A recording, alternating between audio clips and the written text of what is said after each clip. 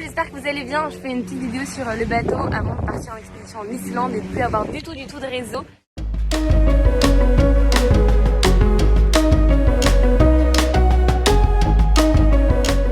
C'est Camille Etienne, je suis une jeune activiste pour la justice sociale et climatique.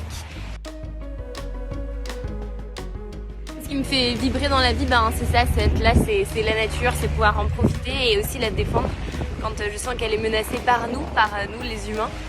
Et donc d'essayer de sensibiliser les consciences, d'agir aussi sur le terrain et de convaincre nos décideurs à la fois économiques et politiques en les poussant pour qu'ils agissent le plus vite et le plus loin possible. J'ai eu la chance de grandir juste à côté du parc national de la Vanoise. C'est un endroit merveilleux et c'est un peu en réalisant que en montant à Paris pour mes études que c'était pas le cas de tout le monde que j'ai eu envie de dire que tout le monde n'avait pas eu cette chance de grandir dans cet endroit et d'avoir autant conscience de ça d'urgence, donc j'ai décidé de porter ma voix. C'est pas évident aujourd'hui d'avoir un mode de vie 100% éco-responsable parce que même s'il y a beaucoup de choses qu'on peut faire et plein de marge de manœuvre, on n'est pas nécessairement, le monde dans lequel on évolue n'est pas parfaitement adapté, donc ça demande du temps, ça demande parfois un petit peu d'argent et ça demande beaucoup d'audace aussi et d'astuces, et c'est pour ça que j'essaie d'en partager pour que ça vous prenne le moins de temps possible et que ce soit le plus facile pour vous de passer le pas.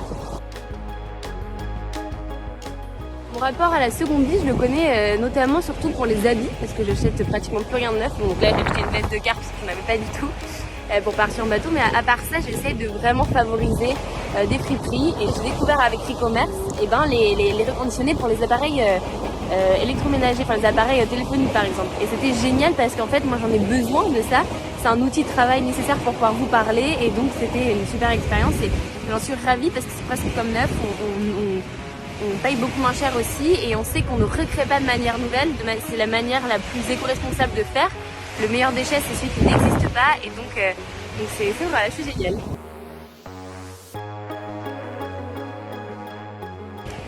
Mes projets futurs, c'est de réaliser un documentaire sur cette expédition qu'on fait en voilier. Voilà. Et puis un petit mot de la fin, si je dois vous conseiller quelque chose, c'est peut-être les podcasts de Thinkerview, où on apprend plein de choses, si on écoutait beaucoup, parce que j'aurais plus de réseau, donc j'en ai téléchargé quelques-uns. Je vous laisse avant de perdre, de perdre la connexion. À très vite.